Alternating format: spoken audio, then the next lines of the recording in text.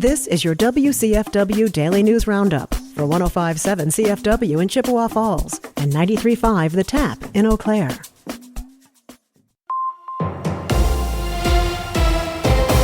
For 105.7 CFW News, I'm James Kelly. Eau Claire officials gathered at the newly opened Downtown Transfer Center on Wednesday to celebrate Transit Equity Day. Transit Equity Day is held on February 4th to honor the birthday of Rosa Parks, whose refusal to give up her seat on a bus to a white passenger in 1955 sparked the over-year-long Montgomery bus boycott, a crucial moment in the civil rights movement. Phil Swanhorst is the Eau Claire Transit Commission chairperson and a former Eau Claire bus driver, and shared his thoughts on the history of Transit Equity Day in Eau Claire. And this is the 10th year since I attended a conference in Washington, D.C. to create February 4th. Why February 4th? We wanted an activist that believed in equity in transportation, and who better than Rosa Parks, and her birthday is February 4th. So 10 years ago, we created that, and by we, it was unions, it was management, it was Ireland, it was South Africa, it was European countries. In its proclamation declaring February 4th as Transit Equity Day, the Eau Claire City Council highlighted the importance of public transit as an essential service for residents to access things like healthcare and employment, as well as its importance in addressing climate change. Swanhorst also shared his thoughts on what future progress could look like for public transit in Eau Claire. Continued applicable ADA compliance. Believe it or not, we build our buses, our transfer center, our accommodations are very ADA compliant. When we drop off at some schools, some healthcare facilities, some older churches, they are not ADA compatible. So the future would be to have our community be ADA. To honor Transit Equity Day, a local nonprofit, Jonah, covered all bus fares on Wednesday so residents could ride for free. Each bus also had a rose in the front seat to honor Rosa Parks. Senator Tammy Baldwin has announced over $5 million in federal funding for projects across western Wisconsin. According to a press release on Tuesday, the bipartisan government funding bill passed this week includes funding to expand access to affordable health care, connect residents with job training programs and employment opportunities, and create more affordable housing.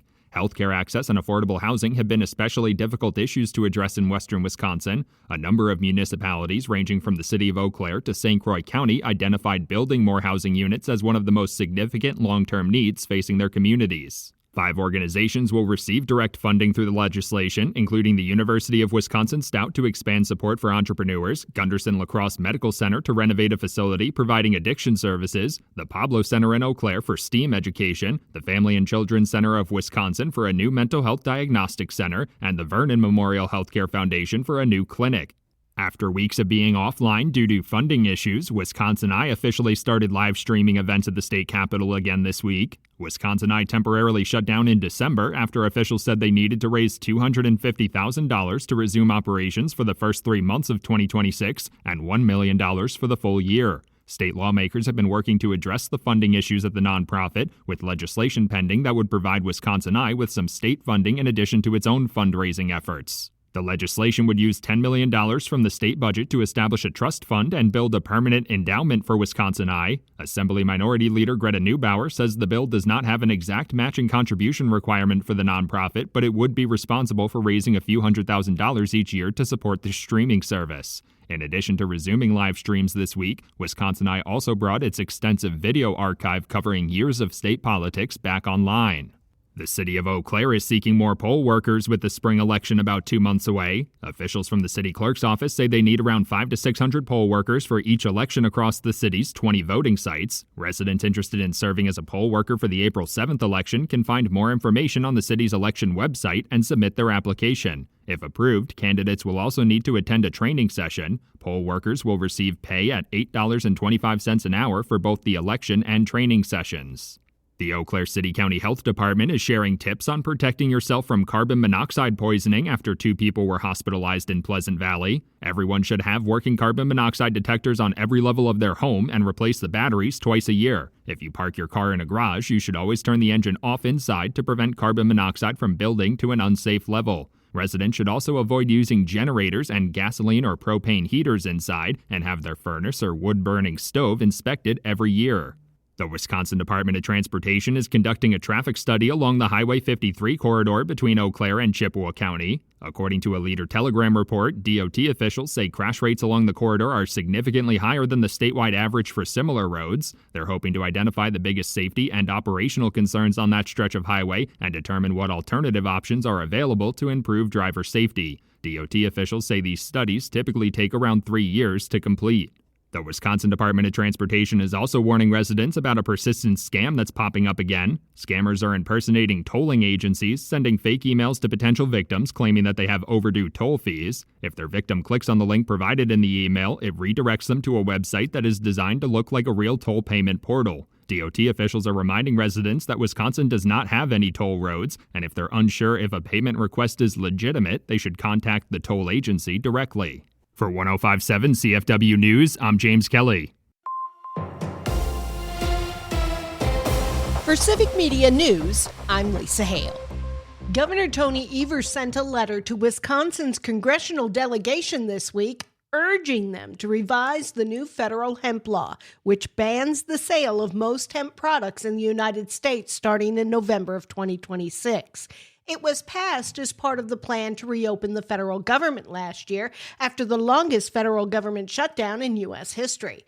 According to Evers, the new federal hemp law is projected to jeopardize $700 million in economic impact for the state and nearly 3,500 jobs in Wisconsin. The impacts of the new federal hemp bill will be further intensified in Wisconsin due to the fact that Wisconsin has not yet legalized medical or recreational marijuana. The growing of hemp has become a strong diversification option for Wisconsin farmers, and as of November 2025, Wisconsin had 470 federally licensed hemp producers. Meanwhile, a bill that would allow Wisconsin law enforcement agencies to conduct roadside drug tests is on Governor Tony Evers' desk for consideration. Civic Media's James Kelly reports. If signed into law, the legislation would allow law enforcement authorities to conduct a saliva test while investigating potential operating while intoxicated violations, like the use of a preliminary breath test during OWI investigations. The result at the scene could not be used as evidence, but would allow law enforcement authorities to require a blood test be taken to confirm or deny that result.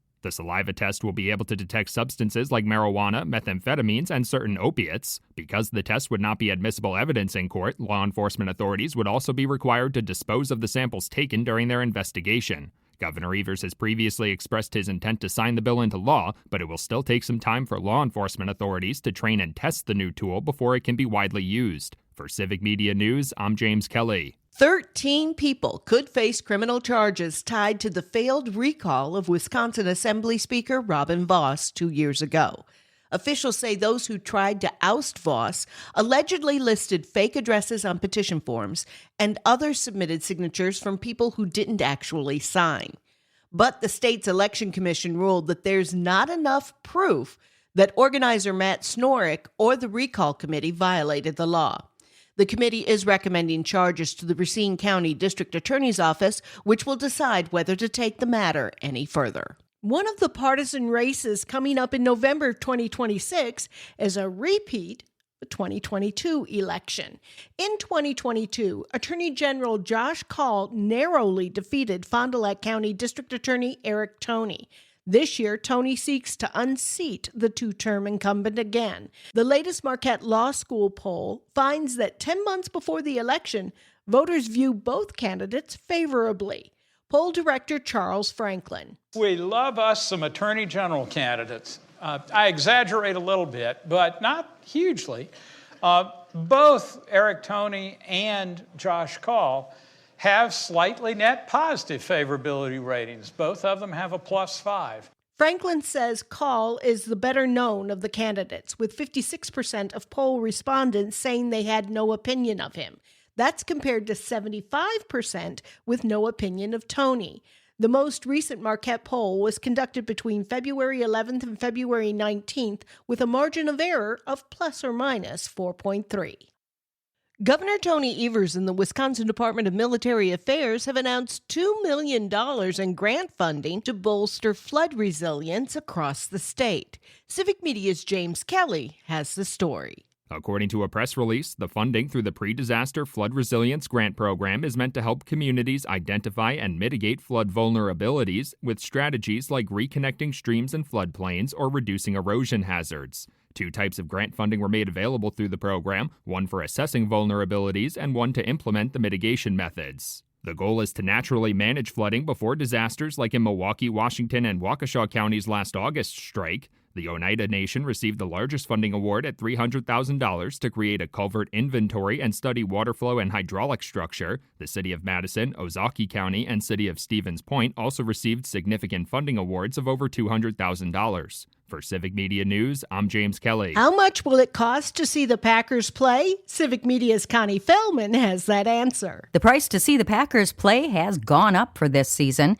The team announced the new pricing on Friday. Depending on where you sit in the bowl, you'll be paying between $4 and $22 more per ticket. Packers president and CEO Ed Policy said the ticket prices for a game at Lambeau are around the middle of the NFL's pricing range. With the new increases, face value prices for regular season tickets are between $143 and $196. Preseason tickets are cheaper, but tickets sold through a third-party ticket broker can be substantially higher. Packers fans don't seem to be priced out, though, with more than 155,000 people on the waiting list to buy Packer season tickets. Most wait decades for their chance to buy that 18 inches of pure aluminum pleasure. I'm Connie Feldman for Civic Media News. For Civic Media News, I'm Lisa Hale. For news anytime, visit our website at civicmedia.us.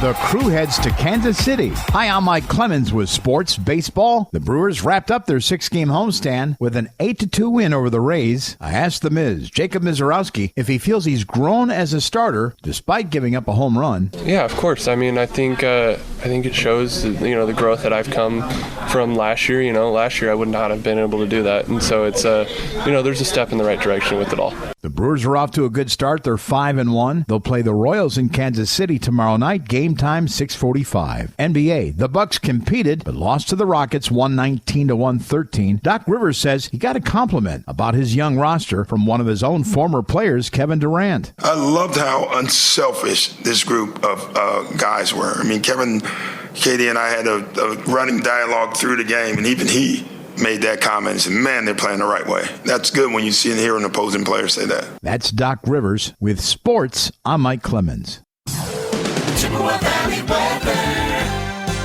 A little messy this morning with some freezing rain, sleet, a little snow mixed in at times, and then eventually as things warm up, it's going to change to all rain with a high in the upper 30s today. Tonight, showers, maybe a little freezing rain, our low down to 31. Tomorrow, partly to mostly cloudy scattered thunderstorms with a high in the mid-40s. I'm meteorologist Sean Cable. Right now, it's 31. That's your WCFW and the TAP Daily News Roundup from Civic Media. Subscribe to this podcast on Spotify, Apple, or wherever you find your podcasts. Find more news at WCFW.FM or thetap.fm.